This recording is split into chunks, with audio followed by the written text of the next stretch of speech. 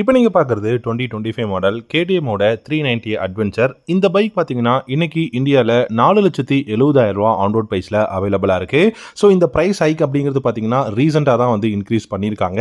And இந்த 390 பொறுத்த வரைக்கும் எக்கச்சக்கமான நியூ ஃபீச்சர்ஸ் வந்து கொடுத்துருக்காங்க. ரொம்ப கம்ஃபர்டபுளான லாங் டிஸ்டன்ஸ் ரைடிங் பண்ணக்கூடிய, அதே சமயம் அட்வென்ச்சர் ஆஃப் ரோட் பண்ணக்கூடிய ஒரு பெஸ்ட்டான மோட்டார் சைக்கிள் அப்படின்னே சொல்லலாம்.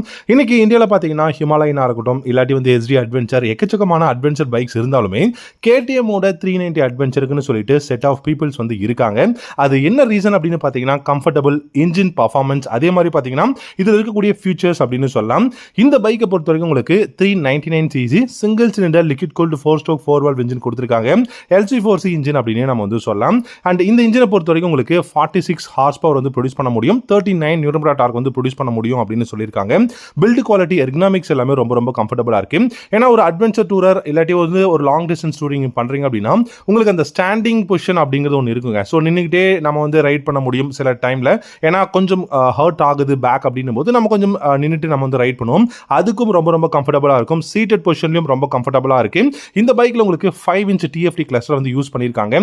இந்த கிளஸ்டர் ரொம்ப சூப்பரான கிளஸ்டருங்க. நான் யூஸ் பண்ண வரைக்கும் இந்த கிளஸ்டரில் எக்கச்சக்கமான இன்ஃபர்மேஷன்ஸ் வந்து இங்கே இருக்கு. அண்ட் இந்த கிளஸ்டரை பொறுத்த வரைக்கும் உங்களுக்கு மோட்டார் சைக்கிள் ட்ராக்ஷன் கண்ட்ரோலாக இருக்கட்டும், இல்லாட்டி ஆஃப் ரோடு ஏபிஎஸ் வந்து உங்களால் வந்து ஆன் அண்ட் ஆஃப் வந்து பண்ணிக்க முடியும். அதுன்னு பார்த்தீங்கன்னா உங்களுக்கு ட்ராக்ஷன் கண்ட்ரோல் வந்து கொடுத்துருக்காங்க. அதே மாதிரி பார்த்தீங்கன்னா உங்களுக்கு ப்ளூடூத் கனெக்ஷன் வந்து அவைலபிளாக இருக்கு. இன்னைக்கு இந்தியாவில் ரொம்ப கம்ஃபர்டபுளான, அதே சமயம் ரொம்ப ப்ரீமியமான ஒரு அட்வென்ச்சர் டூரர் அப்படின்னா இந்த அட்வென்ச்சர் பைக் நம்ம 390 கேடிஎம்மோட பைக்கை நம்ம வந்து சொல்லலாம். ஸோ இந்த பைக்கில் பில்டு குவாலிட்டி, எர்கனாமிக்ஸாக இருக்கட்டும், இல்லாட்டி அந்த நீட்டான ஒரு ஃபினிஷாக இருக்கட்டும், நிறைய கலர் ஆப்ஷன்ஸ் இல்லை அப்படின்னாலுமே ரொம்ப பெஸ்ட்டான பைக்காக இருக்குது. இது வந்து ஒரு ப்ரீமியம் செக்மெண்ட் பைக் அப்படின்னு சொல்லலாம். ஏன்னா 4,70,000 ஆன் ரோட் ப்ரைஸ் அப்படிங்கும் போது கண்டிப்பாக ஒரு ப்ரீமியம் பைக்காகவே வந்து கொடுத்துருக்காங்க. ஸோ உங்களுக்கு இந்த 390 அட்வென்ச்சர் பிடிச்சிருக்கா அப்படிங்கிறத கமெண்ட் செக்ஷனில் கமெண்ட் பண்ணுங்க. கண்டிப்பாக இந்த மாதிரி கண்டென்ட் நீங்க ஷார்ட்ஸா பார்க்கணும் அப்படின்னா நம்ம சேனலை சப்ஸ்கிரைப் பண்ணிக்கோங்க. தேங்க்யூ ஸோ மச் ஃபார் வாட்சிங்.